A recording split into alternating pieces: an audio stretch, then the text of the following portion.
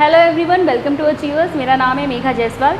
आज के वीडियो में हम डिस्कस करेंगे प्रिंसिपल्स ऑफ टीचिंग यानी शिक्षण के सिद्धांत। तो आपके देखिए शिक्षण के सिद्धांत दो तरह के होते हैं। पहले होते हैं आपके जनरल प्रिंसिपल्स ऑफ टीचिंग यानी शिक्षण के सामान्य सिद्धांत, और दूसरे होते हैं आपके साइकोलॉजिकल प्रिंसिपल्स ऑफ टीचिंग यानी शिक्षण के मनोवैज्ञानिक सिद्धांत। तो सबसे पहले बात करेंगे सामान्य सिद्धांतों की।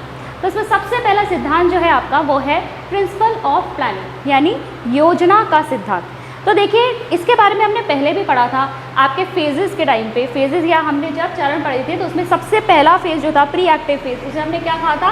प्लानिंग फेज कहा था। ठीक है, योजना चरण किसने दिए हैं आपके फेजेस?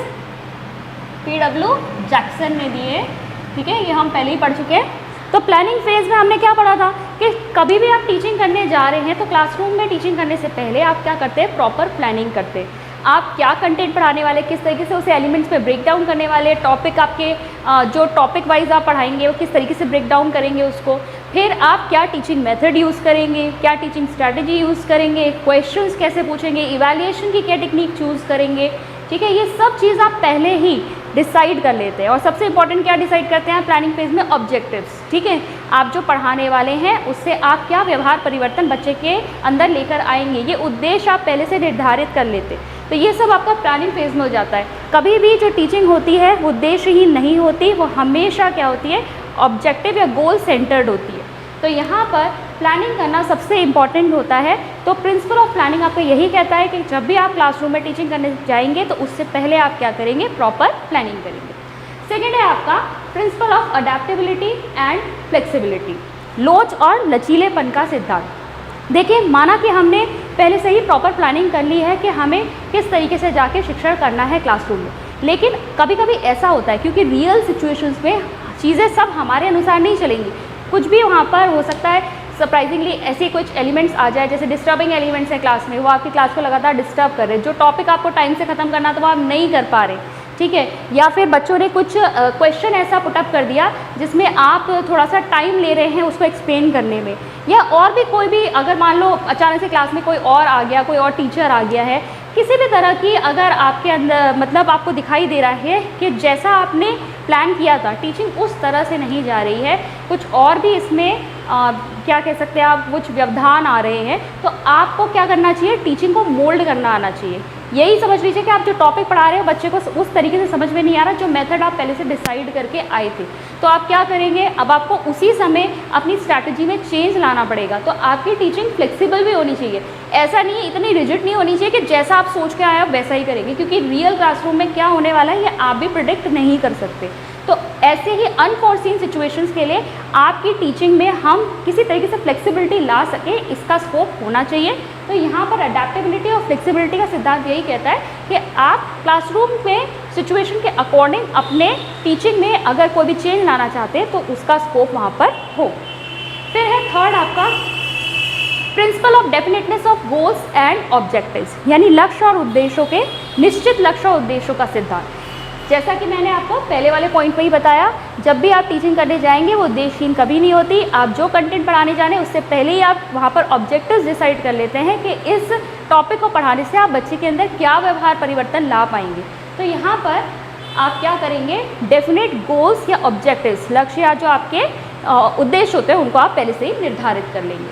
फिर है आपका principle of utilising past experiences यानी पूर्व अनुभवों को आप यूज़ करें, इसका सिद्धांत है ये। तो इस सिद्धांत के अकॉर्डिंग क्या है आपका कि बच्चे में पास जितना भी पूर्व अनुभव है, जितना भी उसे पूर्व ज्ञान है, उसी को बेस बनाकर आपको न्यू नॉलेज देनी है। और ये हम अक्सर टीचिंग में पढ़ते भी हैं कि आपको बच्चे को वहीं से उठाना है जितना बच्चे की पहले से नॉलेज है। आप पहले ये देखिए कि बच्चे का एंटरिंग बिहेवियर क्या है, उसे पहले से कितना ज्ञान है, और उसी को बेस बनाइए, उसी को आधार बनाइए और उसे न्यू नॉलेज प्रोवाइड कीजिए।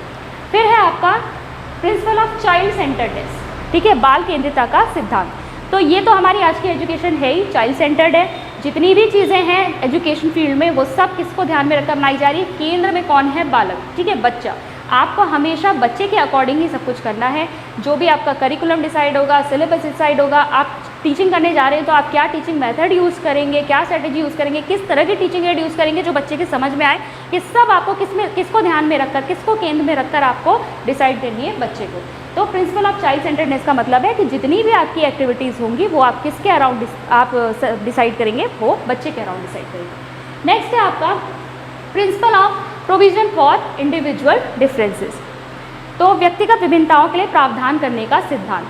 तो व्यक्तिगत विभिन्नताएं हमें अपनी कक्षा में देखने को मिलती है, अलग अलग टाइप की लर्निंग होती है बच्चों की, ठीक है। कुछ बच्चे जो हैं वो इंटेलिजेंट होते हैं, कुछ बच्चे जो होते हैं स्लो लर्नर्स होते हैं, कुछ एवरेज होते हैं। इसके अलावा भी हमें अलग अलग तरह के इंडिविजुअल डिफरेंसेस देखने को मिल जाएंगे, लर्निंग स्टाइल सबके डिफरेंट होते हैं। तो उसके अकॉर्डिंग ही हमें अपनी टीचिंग में भी इतना स्कोप रखना पड़ता है कि हम मेथड्स को बदल बदल के हर तरह के जो बच्चे हैं हमारी कक्षा में वो सब उनसे लाभान्वित हो सके, ठीक है, सबको जो है सीखने को मिले। इतना हमारे टीचिंग में जो है वैरायटी होनी चाहिए, आप कह सकते हैं, ठीक है। आप एक ही, ऐसा नहीं कि एक ही मेथड लेके गए और आपको उसी से पढ़ाना है और आप बिल्कुल रिजिड होकर अड़े हुए हैं कि हम इसी से पढ़ाएंगे।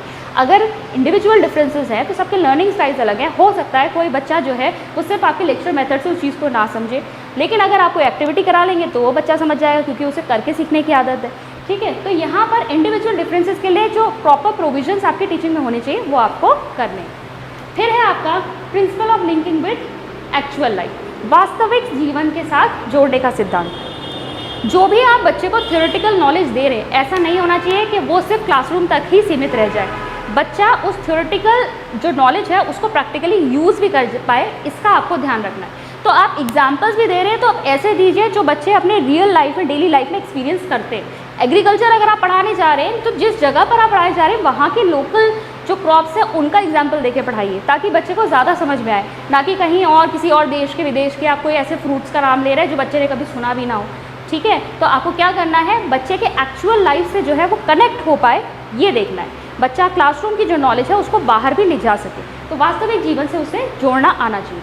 फिर देखिए principle of correlation with other subjects. तो यहाँ पर अन्य विषयों के साथ सहसंबंध का सिद्धांत है, यानी आपने जो सब्जेक्ट पढ़ा रहे हैं ऐसा नहीं है कि आप सिर्फ उसी को लेकर चले, आप उसे अदर सब्जेक्ट के साथ कोरिलेट करके भी पढ़ाइए, ठीक है। कोई चीज़ अगर फिजिक्स में आप इक्वेशन पढ़ा रहे हैं, वही इक्वेशन जो है मैथ्स में भी काम आती है, ठीक है। कभी कभी कुछ इक्वेशन जो होती है केमिस्ट्री में भी यूज़ हो रही होती है, तो आपको कोरिलेशन बताना चाहिए बच्चे को कि यही चीज़ जो है हम उस सब्जेक्ट में भी देखते हैं या किसी और दूसरे सब्जेक्ट में भी देखते हैं। इंग्लिश और हिंदी में भी आप देखेंगे ग्रामर जो है वहाँ पर नाउन आप इंग्लिश में भी पढ़ते हैं, हिंदी में आप संज्ञा पढ़ते हैं।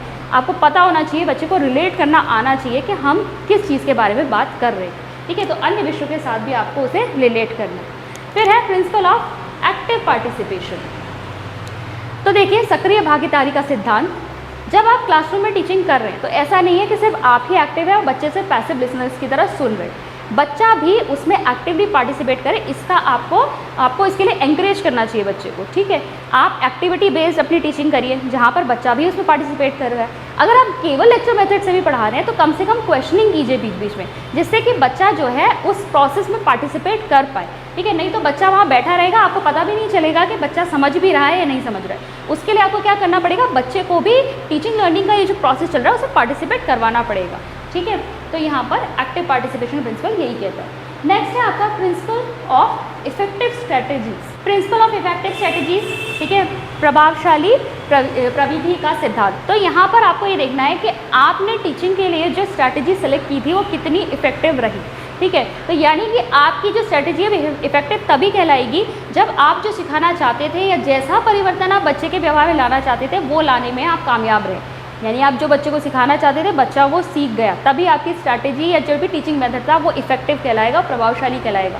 तो यहाँ पर आपको सेलेक्ट करना है according to needs of the child कि इफेक्टिव स्ट्रैटेजी क्या रहेगी। भाई जिस कक्षा के बच्चों को आप पढ़ाने जा रहे हैं उनका कितना आपका लेवल रहा होगा, किस तरह के बच्चे हैं, उसमें क्या उनके लर्निंग स्टाइल है, सबको ध्यान में रखते हुए आप अपने टीचिंग डिसाइड करेंगे। भाई मैं इस स्ट्रैटेजी से पढ़ाऊँगा तो बच्चों को मैक्सिमम समझ में आ जाएगा, ठीक है। तो ये होगा इफेक्टिव स्ट्रैटेजीज का प्रिंसिपल। और लास्ट इसमें आपका आएगा principle of conducive environment and proper control. Conducive environment क्या हुआ, मतलब जहाँ पर बच्चे के लिए जो सीखने के लिए वातावरण है वो बिल्कुल अनुकूल हो, ठीक है। जो वातावरण है वो अनुकूल होना चाहिए सीखने के लिए। जो लर्निंग एनवायरनमेंट हो तब बच्चा आसानी से सीख पाएगा। अगर एनवायरनमेंट में डिस्टर्बेंसेज है, डिस्टर्बिंग एलिमेंट्स क्लास में प्रेजेंट है, बाहर से नॉइज़ आ रही है, या फिर आप कह लीजिए जो वेदर है वो फेवरेबल नहीं है, गर्मी है, पंखे ही नहीं लगा रखे, या सीटिंग अरेंजमेंट प्रॉपर नहीं है, जो भी कह लीजिए, ऐसी जो भी चीज़ें जो बच्चे को सीखने में हेल्प नहीं कर रही है, बच्चे को सीखने से रोक रही है, बच्चा ऑलरेडी उन प्रॉब्लम्स पर ही इतना उलझा हुआ है कि सीखने में तो उसका ध्यान ही नहीं है।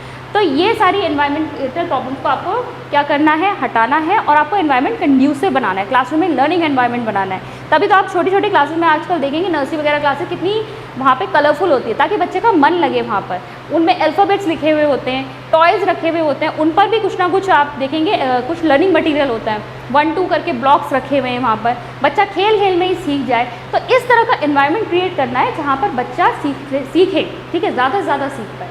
और इसमें आपको अगर डिस्टर्बिंग एलिमेंट्स मिल रहे हैं तो उनको आपको क्या करना है, कंट्रोल करना है। तो ये है आपके सामान्य सिद्धांत। अब हम देखते हैं मनोवैज्ञानिक सिद्धांत। तो शिक्षण के मनोवैज्ञानिक सिद्धांतों में सबसे पहला है आपका principle of motivation and interest, यानी कि यहाँ पर बच्चे के अंदर आपको रुचि जगानी है, उसके अंदर मोटिवेशन लेकर आना है सीखने के लिए। मोटिवेशन के बिना बच्चा सीख ही नहीं सकता, बच्चे को आपको अभिप्रेरित करना है। आप पहले जब बच्चे को सिखाने जा रहे हैं तो सबसे पहले आपको बच्चे के अंदर इंटरेस्ट जगाना है कि आज हम ये सीखने वाले हैं। जब बच्चे के अंदर वो जिज्ञासा, वो क्यूरियोसिटी अराइज होगी, तभी वो सीखने के लिए तैयार हो पाएगा और वो लर्निंग मटेरियल को अच्छे से ग्रैस्प कर पाएगा। तो यहाँ पर जो रुचि और अभिप्रेरणा का सिद्धांत है वो आपका यही कहता है कि आपको बच्चे के अंदर पहले इंटरेस्ट डेवलप करना है, उसे मोटिवेट करना है लर्निंग के लिए, तभी बच्चा सीख पाएगा। सेकेंड है principle of repetition and practice, दोहराव और अभ्यास का सिद्धांत। तो जब भी आप बच्चे को सिखा रहे हैं, आप ये एक्सपेक्ट मत करिए आपने एक बार सिखाया बच्चा सीख जाएगा। आपको क्या करना है, उसे रिपीट करवाना है चीज़ों को, उसको प्रैक्टिस करवानी है ज़्यादा से ज़्यादा। मैथ्स में आप कोई फॉर्मूला आपने नया सिखाया, आपने बच्चे को सिखाया कि a + b का होल स्क्वायर भाई क्या होता है, = a² + b² + 2ab। आपने कहा इसको रट लूँ। अब आप क्या एक्सपेक्ट कर रहे हैं कि बच्चा सारे क्वेश्चंस कर देगा, ऐसा नहीं होगा। ठीक है, आपको क्या करना पड़ेगा, उस एक्सरसाइज में पहले और क्वेश्चंस कराने पड़ेंगे डिफरेंट स्टाइल्स के, उसको प्रैक्टिस करवानी पड़ेगी। नहीं कर रहा है, होमवर्क में आप क्वेश्चंस दीजिए, रिपीट भी करवाइए। ठीक है, तो यहाँ जब आप बार रिपीटेशन और प्रैक्टिस करवाएंगे तब जाके बच्चे की कमांड उस टॉपिक के ऊपर बनेगी। ठीक है, तब जाके वो उसको अच्छे से सीख पाएगा। तो रिपीटेशन और प्रैक्टिस का सिद्धांत आपका कहता है कि आप पहले बच्चे को बार बार जो है एक ही बार में एक्सपेक्ट मत कीजिए, पहले उसको रिपीट करवाइए, उससे प्रैक्टिस करवाइए। ज़्यादा से जितने क्वेश्चन को प्रैक्टिस करेगा, उसको सीखेगा, उतना ही ज़्यादा अच्छी उसकी लर्निंग होगी। फिर थर्ड है आपका principle of change, rest and recreation, परिवर्तन, विश्राम और मनोरंजन का सिद्धांत। इसके अकॉर्डिंग आपके टाइम टेबल में भी जो सब्जेक्ट्स होते हैं वो एक साथ एकदम हैवी सब्जेक्ट्स नहीं होने चाहिए कि भाई पहले एसएसटी है, उसके बाद आप क्या पढ़ा रहे हैं, मैथ्स पढ़ा रहे हैं, फिर आपने कोई और भारी भरकम सब्जेक्ट रख दिया। ठीक है, ऐसा नहीं है कि डिफ़िकल्ट और बहुत ज़्यादा दिमाग लगाने वाले सब्जेक्ट्स आप एक साथ रख लें। आपको प्रॉपर टाइम देना है कि जैसे आपने कोई पहले हल्का फुल्का सब्जेक्ट रखा है, ठीक है, आपने चलिए स्टार्टिंग में हम मान लेते हैं सोच रहे बच्चे फ्रेश माइंड से चलो मैथ्स पढ़ लेंगे, ठीक है, मैथ्स पढ़ लेंगे। उसके बाद आप कोई सिंपल सब्जेक्ट रख दीजिए, ठीक है, जिससे कि बच्चे को थोड़ा सा आराम मिल सके, अब उसका दिमाग भी शांत हो सके थोड़ा। और अगर आपने कोई गेम्स वाला आपने वहाँ पर पीरियड डाल दिया तो बच्चे को मनोरंजन का भी अवसर मिल जाता है। बच्चा खेलता है थोड़े समय के लिए, उसका दिमाग फिर फ्रेश हो जाता है, अब वो फिर से एक थोड़ा हैवी सब्जेक्ट को ग्रैस्प करने के लिए तैयार हो जाता है। तो ऐसा नहीं है कि आपको एक साथ बच्चे को बस सिखाते ही जाना है, लगातार भारी पीरियड लगा दिया आपने। आप प्रॉपर टाइमिंग दीजिए, इसीलिए टाइम टेबल भी जो है बहुत सोच समझ के बनाया जाता है, ऐसे ही कुछ भी नहीं बना दिया जाता। वो इसीलिए सोच समझ के बनाया जाता है कि ताकि बच्चे को भी जो है मनोवैज्ञानिक रूप से आप उसको आराम भी मिलना चाहिए, उसको परिवर्तन भी लगना चाहिए, उसे अलग भी लगना चाहिए कि हाँ मैं डिफरेंट चीज़ें पढ़ रहा हूँ, और साथ ही साथ उसके रिक्रिएशन के लिए भी उसमें क्या होना चाहिए, स्कोप होना चाहिए, जहाँ पर बच्चे को मनोरंजन का अवसर भी मिले। वो किसी भी तरीके से हो सकता है, गेम पीरियड रख लीजिए, एक्टिविटी पीरियड रख लीजिए। कई बार बच्चों को लैब में ले जाओ तो वो भी बच्चों को काफ़ी रिक्रिएशन लगता है। ठीक है, आपने सोचा मैथ्स के बाद डायरेक्ट साइंस का पीरियड है, मैं उसको बहुत ज़्यादा हैवी थ्योरेटिकल ना पढ़ा के मैं उसको लैब में ले जाकर कुछ एक्टिविटीज़ करवा देता हूँ, शायद बच्चा जो है थोड़ा अच्छा महसूस करे। तो यहाँ पर आपको क्या करना है, इसका भी ध्यान रखना है कि सारी एक साथ आप डिफ़िकल्ट चीज़ें बच्चे से ना करवाएं, आप उसको प्रॉपर टाइम दें, प्रोविज़न रखें अपने टाइम टेबल में भी, चेंज का भी, रेस्ट का भी और रिक्रिएशन का भी। नेक्स्ट आते हैं principle of feedback and reinforcement, बहुत ज़्यादा इंपॉर्टेंट है टीचिंग लर्निंग प्रोसेस में। जब आप बच्चों से नॉर्मल क्वेश्चनिंग भी कर रहे हैं तो आप उसको फीडबैक ज़रूर दीजिए, और फीडबैक हमेशा इमीडिएट मिलना चाहिए। बच्चे का आंसर सही है गलत है उसे इमीडिएट बताइए, थोड़ी देर बाद बताइए, उसका कोई यूज़ नहीं रह जाता। ठीक है, बच्चा अपने दिमाग में ही सोचता रहेगा।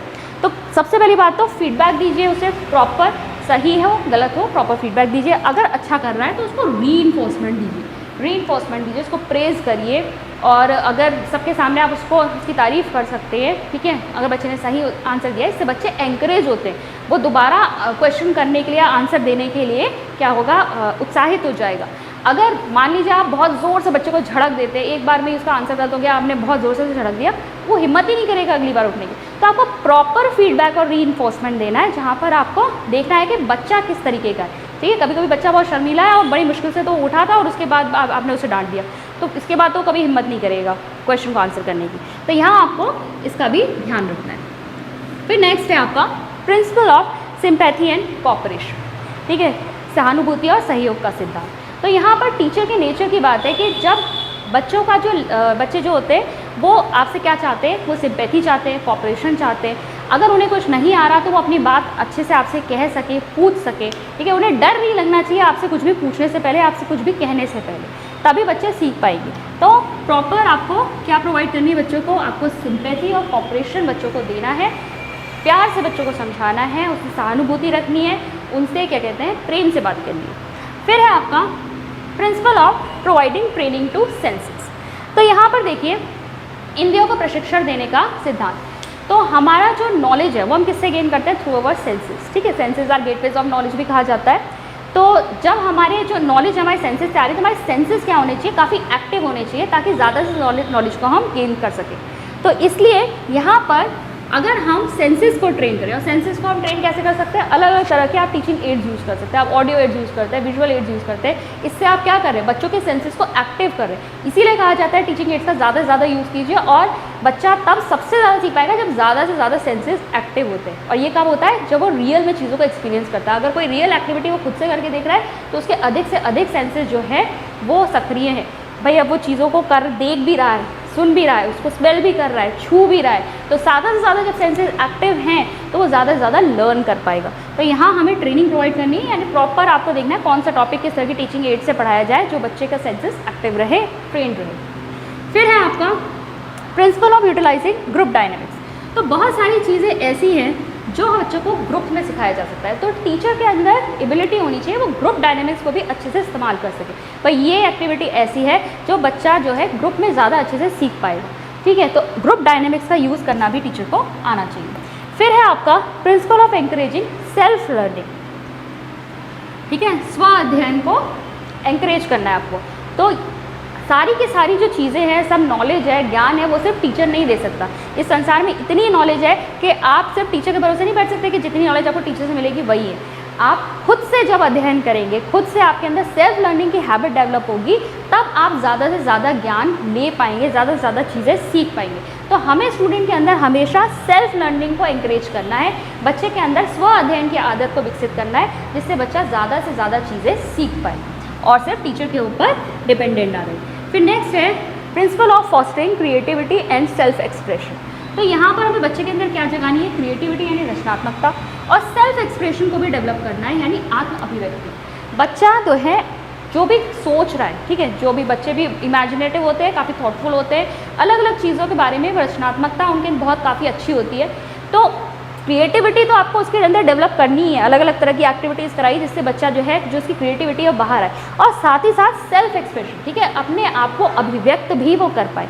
डरना नहीं चाहिए बच्चे को, आपको ज़्यादा से ज़्यादा मौके देने चाहिए, अपॉर्चुनिटीज़ प्रोवाइड करनी चाहिए कि बच्चा जो सोच रहा है, जो उसकी रचना है, उसको वो सबके सामने ला भी सके, ठीक है।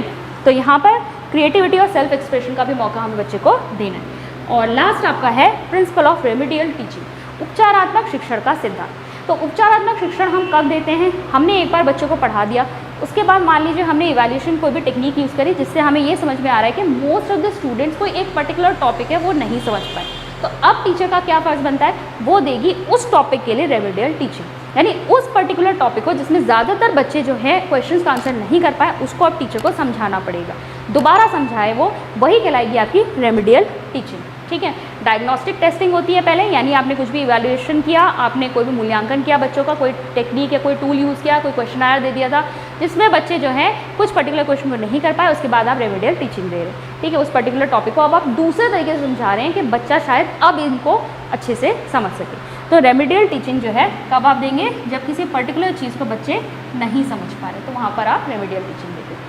तो ये हैं आपके principles of teaching. I hope आपको समझ में आए होंगे। मैं मिलती हूँ आपसे नेक्स्ट वीडियो में। Thank you.